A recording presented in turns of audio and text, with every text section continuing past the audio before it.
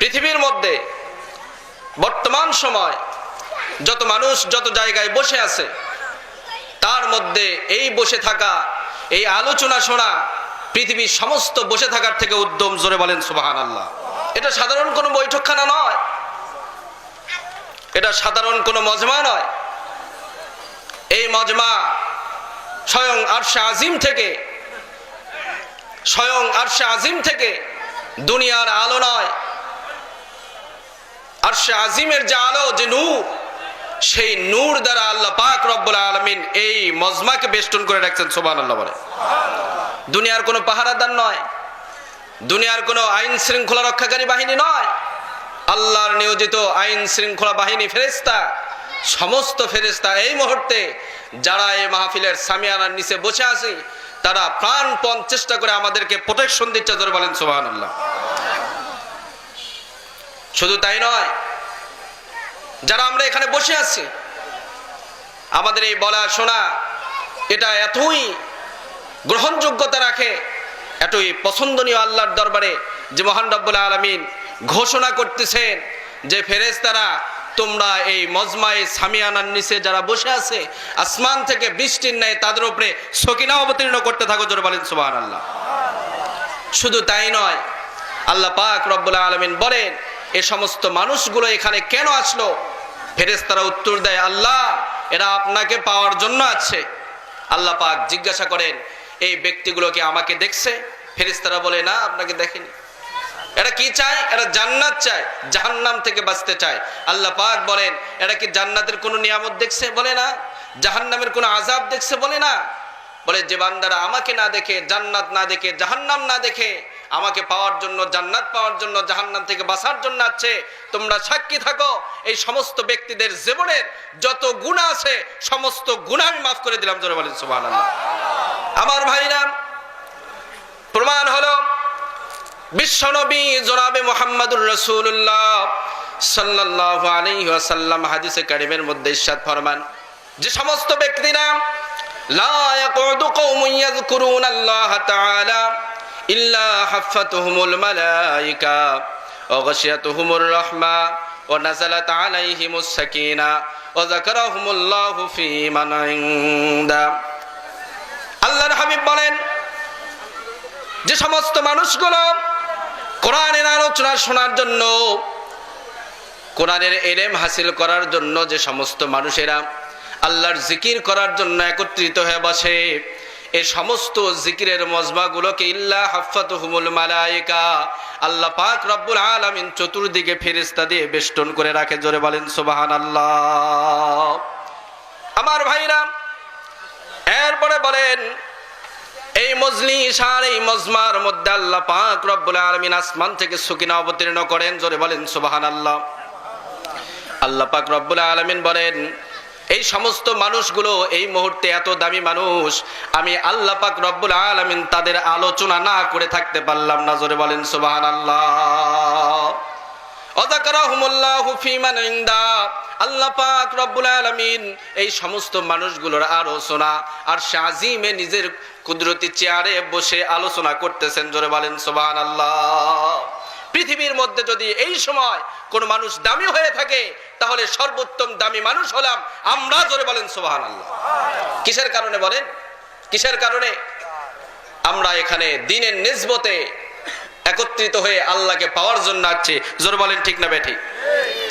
যারা আল্লাহকে পাওয়ার জন্য সামনে অগ্রসর হয়, এক কদম উঠায়, আল্লাহ পাক রব্বুল আলামিন তার রহমতকে ওই বান্দার দিকে 2 কদম অগ্রসর করে দেয়। জোরে বলেন সুবহানাল্লাহ। যারা হেঁটে হেঁটে আসবে, আল্লাহ পাক রব্বুল আলামিনের রহমত ওই সমস্ত বান্দাদের দিকে ত্বরান্বিত হয়ে দৌড়াইয়া যাবে। জোরে বলেন সুবহানাল্লাহ। আমার ভাইরা, এজন্য পৃথিবীর মধ্যে যদি কোনো মানুষ এ সময় দামি হয়ে থাকে, সে মানুষগুলো যারা অন্য অন্য মজমায় বসে আছে তারা নয়, উপরন্তু এ সময় সবচেয়ে দামি মানুষ হলাম আমরা। জোরে বলেন আলহামদুলিল্লাহ। মানুষকে যখন জাহান্নামের মধ্যে প্রবেশ করানো হবে, জাহান্নাম মানুষদেরকে জিজ্ঞাসা করবে, মা সালাকাকুম ফি সাকার, কোন কাজের জন্য তুমি জাহান্নামে আসলে? নাউজুবিল্লাহ বলে। কি বলবে? কোন কাজের জন্য তুমি জাহান্নামে আসলে? জাহান্নামী ব্যক্তি বলবে ক্বালু লাম নাকু মিনাল মুসাল্লিন, জাহান্নামে উত্তর করবে আমি নামাজীদের অন্তর্ভুক্ত ছিলাম না। নাউজুবিল্লাহ বলে, আমি নামাজীদের অন্তর্ভুক্ত ছিলাম না, আমি নামাজ পড়িনি। এরপরে উত্তর করবে ওয়ালাম নাকু নুতিমুল মিসকিন, আমার সম্পদ ছিল, সেই সম্পদ আমি গরিবদের জন্য খরচ করিনি। এরপরে বলবে ওয়াকুন্না নাখুদু মাল খায়দিন, যারা সমাজের খারাপ ব্যক্তি ছিল, যারা রাষ্ট্রের খারাপ ব্যক্তি ছিল, যারা মহল্লার খারাপ ব্যক্তি ছিল, যারা গ্রামের খারাপ ব্যক্তি ছিল, তাদের সঙ্গে ওঠা বসা করতাম। জোরে বলেন নাউজুবিল্লাহ। এরপরে বলবে ওয়াকুন্না নুকাযযিবু বিয়াউমিদ্দিন, এবং কিয়ামতের দিবসের যে হিসাব, হাসরের ময়দানের যে হিসাব, এটাকে মিথ্যা মনে করতাম। কয়টা হলো বলেন? কয়টা হলো? চারটা। জাহান্নামীকে যখন জিজ্ঞাসা করা হবে কেন জাহান্নামে আসলে, উত্তর করবে কয়টা? চারটা। এক নাম্বার বলবে নামাজ পড়িনি। জোরে বলেন, এক নাম্বার বলবে। দুই নাম্বার বলবে মাল ছিল খরচ করিনি, এতিম গরিব অসহায় হতদরিদ্র মানুষের জন্য খরচ করিনি। তিন নাম্বার বলবে সমাজের খারাপ ব্যক্তিদের সঙ্গে ওঠা বসা করতাম। চার নাম্বার বলবে হাসরের ময়দানের বিচার কার্যকে অস্বীকার করতাম, মিথ্যা মনে করতাম। কয়টা হলো বলেন? বোঝা গেল জন্মের শুরু থেকে নিয়ে মৃত্যু পর্যন্ত মানুষ এই চারটা অপরাধ বেশি করে। কয়টা অপরাধ? কি বুঝলাম আমরা? মানুষ জন্ম থেকে মৃত্যু পর্যন্ত এই চারটা অপরাধ বেশি করে। জোরে বলেন আমাদের সমাজে এই চার প্রকারের অপরাধী আছে কিনা? জোরে বলেন আছে কিনা? বেনামাজি আছে, টাকা আছে গরিবদেরকে দান করে না আছে, খারাপ বন্ধু বানায় খারাপদের সাথে চলাফেরা করে আছে, মৃত্যুকে ভয় করে না, যা মনে চায় তা করে, হাসরের ময়দানে হিসাব হবে, ডান হাতে আমলনামা আসবে। মসজিদে হুজুর বয়ান করতে করতে করতে করতে কাঁচা চুলের হুজুর দাড়ি পেকে বুড়া হয়ে গেল, কিন্তু আমাদের জীবনের পরিবর্তন হলো না। জোরে বলেন এরকম মানুষ সমাজে আছে কিনা? আমার ভাইরা, রসুলের হাদিসের মধ্য থেকে একখানা হাদিস পড়েছি, তার বাংলা তর্জমা করি। রসুল বলেন উগদু আলিমান, তুমি নিজে আলেম হও, যদি আলেম হইতে না পারো তাহলে আলেমের ছাত্র হও। কি হও? জোরে বলেন, আলেমের ছাত্র হও। তিন নাম্বার, যদি আলেমের ছাত্র হইতে না পারো আলেমকে ভালোবাসো। কি করো? আলেমকে ভালোবাসো। চতুর্থ নাম্বার, আল্লাহর হাবিব বলেন যে তোমরা আলেম ওলামা যারা আছে তাদের মুহিব্বিন হও, খাহের খা হও, তাদেরকে সহযোগিতা করে নেওয়া হও, হার লাইনে সহযোগিতা করে নেওয়া হও। এরপরে আল্লাহ রসুল বলেন পঞ্চম নাম্বারে তোমরা যাইও না, পঞ্চম নাম্বারে তোমরা যাইও না। পঞ্চম নাম্বার কি? পঞ্চম নাম্বার হলো ওলামা একরামের বিরোধিতা করা, এলেম যেখানে শিক্ষা দেওয়া হয় মাদ্রাসা, এই মাদ্রাসার বিরোধিতা করা। এখন আমি আপনাদেরকে বলবো যে ওলামা একরামকে দেখতে পারে না আর মাদ্রাসার বিরোধিতা করে, এই অপরাধীও আমাদের সমাজে আছে কিনা? জোরে বলেন আছে কিনা? মানুষ জন্ম থেকে মৃত্যু পর্যন্ত যত অপরাধ করে তার মধ্যে চারটা অপরাধ এমন আছে যে অপরাধগুলো সবচেয়ে বড়, সবচেয়ে মারাত্মক অপরাধ। মানুষকে যখন হাসরের ময়দানে দাঁড় করানো হবে, যখন মানুষের ডান হাতে আমলনামা আসবে অথবা বাম হাতে আমলনামা আসবে, যাদের ডান হাতে আমলনামা আসবে তাদেরকে দেওয়া হবে জান্নাত, যাদের আমলনামা বাম হাতে আসবে তাদেরকে দেওয়া হবে জাহান্নাম। এক নাম্বার অপরাধ, জাহান্নামী বলবে হে জাহান্নাম, তুমি আমাকে জিজ্ঞাসা করেছো কেন আমাকে জাহান্নামে আসতে হলো, কি আমাকে জাহান্নামে নিয়ে আসলো? জাহান্নাম, শোনো, পৃথিবীর জীবনে আল্লাহ পাক রব্বুল আলামিন আমাকে হায়াত নামক এক বস্তু দিয়েছিল, আমাকে হায়াত নামক একটা দৌলত দিয়েছিল। এই হায়াতের মধ্যে আল্লাহ পাক রব্বুল আলামিন বলেছিল বান্দা তুমি যতদিন হায়াত পেয়েছো এই হায়াতের মধ্যে তোমাকে 5 ওয়াক্ত নামাজ পড়তে হবে, এটা আমি তোমার উপরে ফরজ করে দিলাম। আল্লাহ পাক বলেন 24 ঘন্টা সময় আমি বান্দা তোমাকে দিলাম, 24 ঘন্টা সময়ের মধ্যে থেকে 5 ওয়াক্ত নামাজ পড়তে যে সময়টুকুন লাগে এই সময়টুকুন তুমি আমাকে দিবা, আর বাদ বাকি সময় তুমি তোমার কাজে ব্যয় করবা। 5 ওয়াক্ত নামাজ পড়তে কতক্ষণ সময় লাগে বলে? 100 ঘন্টা সময়ের পত্র। আমাদের নামাজ তো এমন ডিজিটাল নামাজ 1 ঘন্টাও লাগবে না, এত ডিজিটাল নামাজ আমাদের। ডিজিটাল বাংলাদেশ, কোন কোন ইমাম সাহেব আছে ডিজিটাল, মুয়াজ্জিনও ডিজিটাল, শুয়ে থেকে আজান দেয়। ঘটনা শুনছিলাম, শোনা ঘটনা বলতেছি, হাদিস কোরআনের নয়। এক হুজুর আত্মীয়র বাড়িতে গেছে, ফজরের নামাজের সময় মসজিদে গেছে। মসজিদের দরজা খুলে দেখে মুয়াজ্জিনকে খুঁজে পাওয়া যায় না, কিন্তু আজানের আওয়াজ হচ্ছে। মুয়াজ্জিনকে খুঁজে পাওয়া যাচ্ছে না, কিন্তু আজানের আওয়াজ হচ্ছে। খুঁজতে খুঁজতে দেখে মসজিদের এক কর্নারে মুয়াজ্জিন সাহেবের একটা ঘর।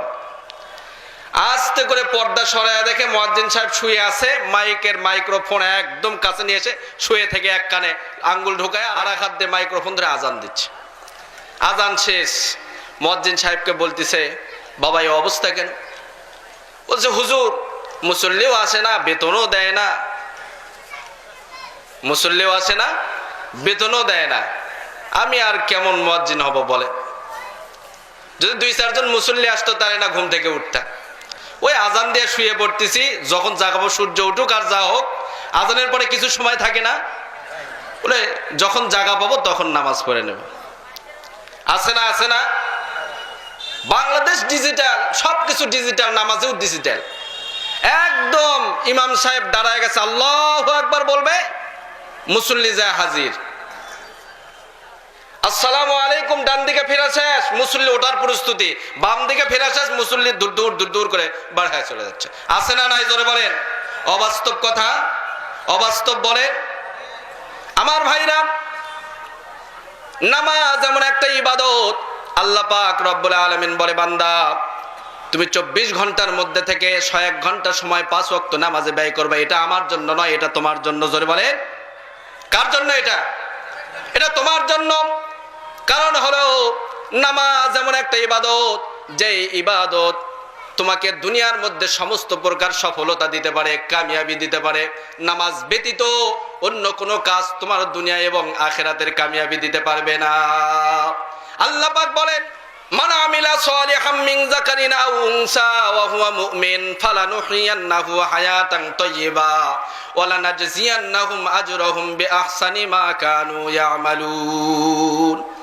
আল্লাহ পাক বলেন, হে মুমিন, যারা ঈমান এনেছো, তোমরা নারী হও বা পুরুষ হও, যে ব্যক্তি হোক না কেন, নারী হোক বা পুরুষ হোক, সে যদি নেক আমল করে, আমি আল্লাহ তাআলা তাকে হায়াতে তাইয়্যিবা দান করব। জোরে বলেন সুবহানাল্লাহ। হায়াতে তাইয়্যিবা বলা হয় একজন মানুষের হায়াতের জিন্দেগি যতখানি হবে, তার জন্ম থেকে মৃত্যু পর্যন্ত যত জিনিস পৃথিবীতে প্রয়োজন, সমস্ত জিনিস আল্লাহ পাক রব্বুল আলামিন তাকে হালালিয়াতের সাথে পুরা করে দেবে। জোরে বলেন সুবহানাল্লাহ।